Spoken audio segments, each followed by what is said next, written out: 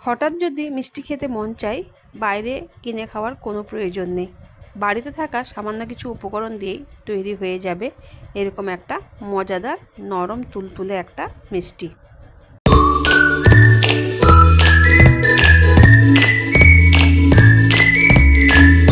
এরকম একটা মজাদার মিষ্টি বানানোর জন্য প্রথমে আমরা নিয়েছি কিছুটা গাজর। আমি এখানে 4টে নিয়েছি গাজর। তো এখন তো শীতকাল নয়, তো এই সময় গাজরগুলো এরকম একটা অরেঞ্জ কালারের হয়। তো গাজরগুলো খুব ভালো করে ধুয়ে তারপরে আমি ছোটো ছোটো টুকরো করে একটা মিক্সিং জারে নিয়েছি। মিক্সিং জারে নেওয়ার পর এখানে আমি সামান্য পরিমাণে দুধ অ্যাড করে দেব, কোনো জল কিন্তু এখানে অ্যাড করব না। তারপরে খুব ভালো করে একটা পেস্ট তৈরি করে নেব। এখানে আমার গাজরের পেস্টটা রেডি হয়ে গেছে। তারপরে আমি একটা কড়াই বসিয়ে দিয়েছি গ্যাসের ওভেনে, দিয়ে দিয়েছি 1 চা চামচ মতো ঘিটা খুব ভালো করে গরম হয়ে এলে তারপরে এখানে দিয়ে দিলাম গাজরের পেস্টটা। খুব ভালো করে এখানে নেড়ে চেড়ে আমি নেব।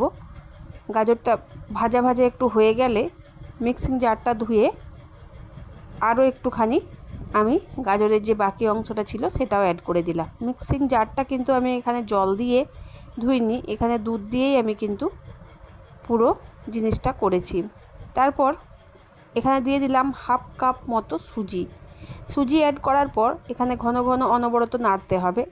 ওইদিকে যতক্ষণ আমার গাজরটা হচ্ছে, এদিকে আমি একটা থালার মধ্যে কিছুটা পরিমাণ ঘি নিয়ে চারিদিকে ভালো করে মাখিয়ে নিলাম প্লেটের মধ্যে।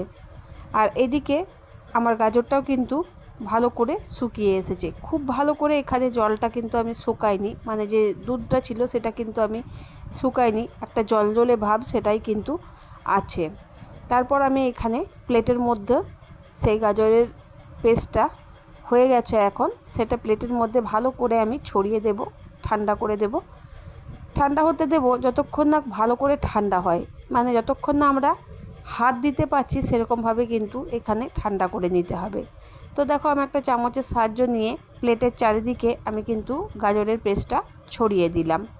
তারপর এখানে একটা কড়াই বসিয়ে দিয়েছি, কড়াইয়ে নিয়েছি আমি 500 ml দুধ। তোমরা চাইলে দুধের পরিমাপটা বাড়াতে বা কমাতে কিন্তু পারো। এখানে দুধটা ভালো করে আমি এখানে জাল দিয়ে দিয়েছি।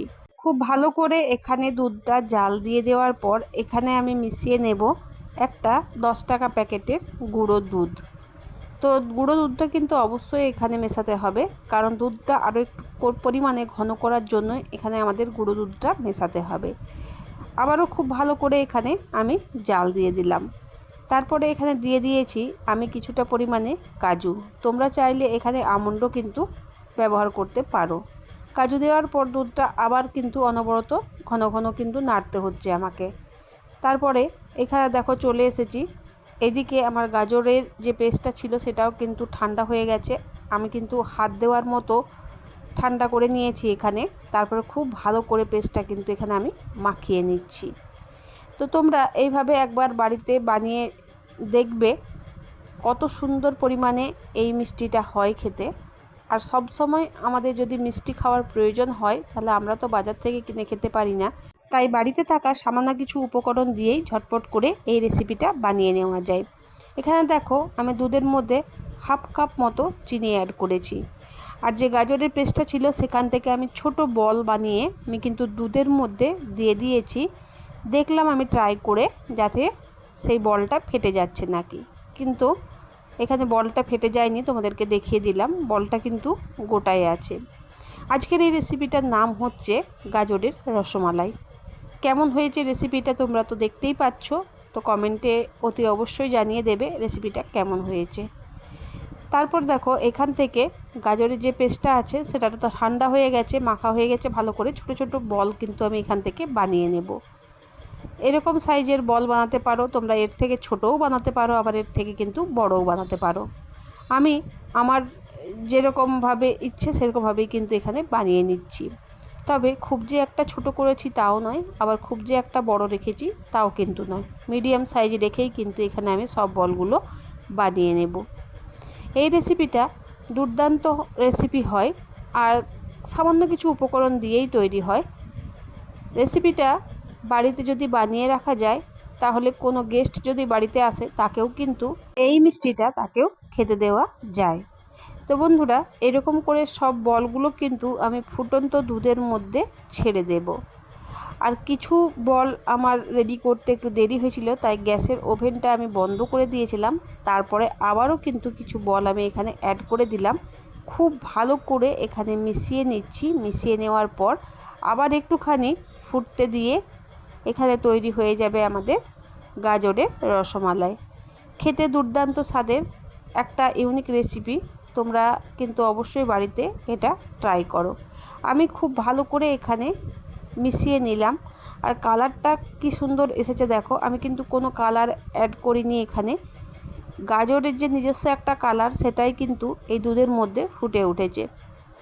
তো খুব সুন্দর একটা কালার এসেছে আর রেসিপিটাও কিন্তু দুর্দান্ত হয়েছে।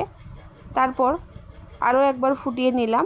গ্যাসটা অফ করে ঢাকা দিয়ে রেখেছিলাম 10 মিনিটের জন্য। 10 মিনিট পর ঢাকা খুলে তোমাদেরকে দেখাচ্ছি যে গাজরের রসমালাইটা কি সুন্দর হয়েছে খেতে। নরম তুলতুলে এই রসমালাইটা খেতে সুস্বাদু হয়েছে ঠিকই, কিন্তু মনে হচ্ছিল যদি আরও একটু পাওয়া যায় তো আরও ভালো হয়। এত দুর্দান্ত এই রেসিপিটা। তো আমি তো বাড়িতে বানিয়েছিলাম। তোমরা যদি বানিয়ে না থাকো অবশ্যই কিন্তু ঝটপট করে এই রেসিপিটা বানিয়ে নাও। কেমন হয়েছে রেসিপিটা জানিয়ে থাকো। তো চলো বন্ধুরা, আজকের মতো ভিডিওটা আমার এই পর্যন্তই। দেখা হচ্ছে তোমাদের সাথে নতুন কোনো ভিডিও, নতুন কোনো রেসিপি নিয়ে। ততক্ষণের জন্য তোমরা সবাই ভালো থেকো, সুস্থ থেকো, আর এভাবেই আমার সাথে দেখতে থাকো আমার ভিডিওগুলো। তো চলো বন্ধুরা, টাটা।